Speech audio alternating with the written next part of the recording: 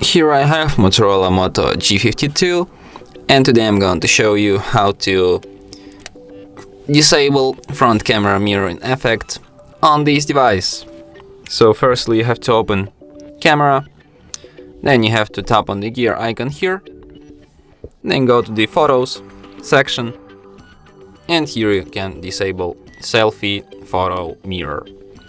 So for example, when you have this feature enabled, your front camera photos will look like this,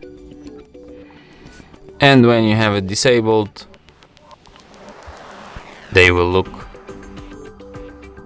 like this. See the difference? What's going on?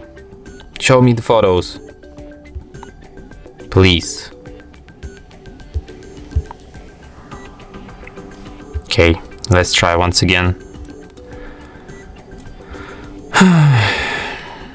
Okay, see, on this photo I have larger nose. And that's it. Thanks for watching. If you find this tutorial useful, don't forget to hit that like button and subscribe to our channel.